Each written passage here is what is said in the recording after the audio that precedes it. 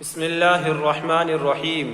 ادھر حضرت آمنہ کا ارادہ ہوا کہ وہ اپنے متوفی شہر کی یاد وفا میں یثرب جا کر ان کی قبر کی زیارت کریں۔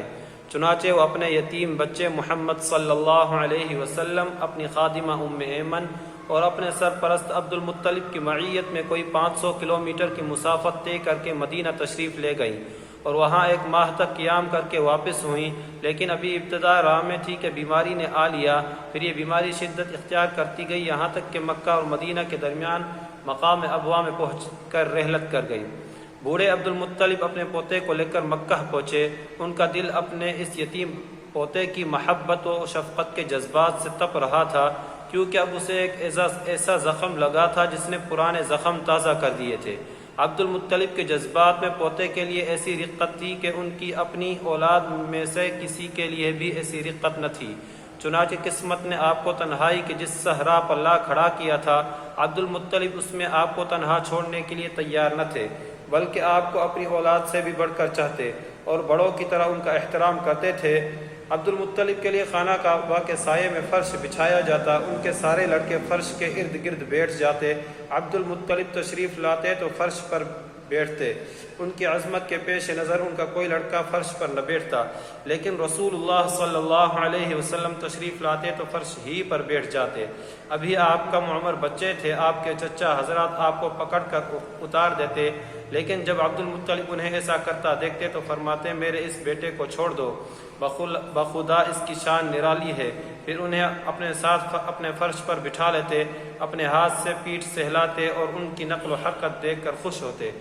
آپ کی عمر ابھی 8 سال 2 مہینے 10 دن کی ہوئی تھی کہ دادا عبد المطلب کا بھی سایہ شفقت اٹھ گیا۔ ان کا انتقال مکے میں ہوا اور وہ وفات سے پہلے آپ صلی اللہ علیہ وسلم کے چچا ابو طالب کو، جو آپ کے والد عبداللہ کے سگے بھائی تھے، آپ کی کفالت کی وصیت کر گئے تھے۔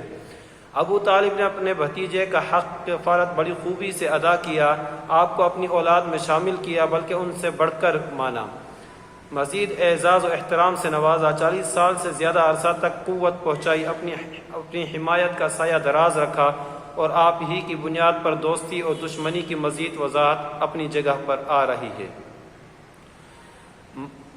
مکے میں لوگ قحط سے دوچار تھے۔ قریش نے کہا، ابو طالب وادی قحط کا شکار ہے، بال بچے بھوک کی زد میں ہیں، چلیے بارش کی دعا کیجیے۔ ابو طالب ایک بچہ ساتھ لے کر برآمد ہوئے۔ بچہ ابر آلود سورج معلوم ہوتا تھا، جس سے گھنا بادل ابھی چھٹا ہو۔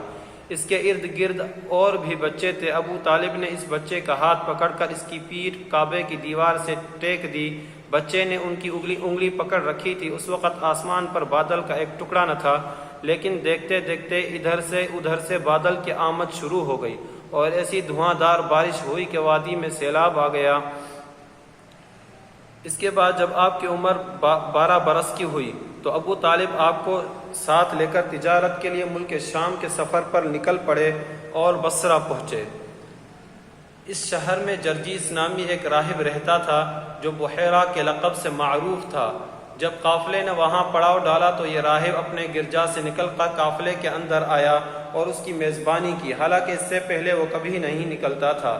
اس نے رسول اللہ صلی اللہ علیہ وسلم کو آپ کے اوصاف کی بنا پر پہچان لیا اور آپ کا ہاتھ پکڑ کر کہا، یہ سید العالمین ہیں، اللہ انہیں رحمت للعالمین بنا کر بھیجے گا۔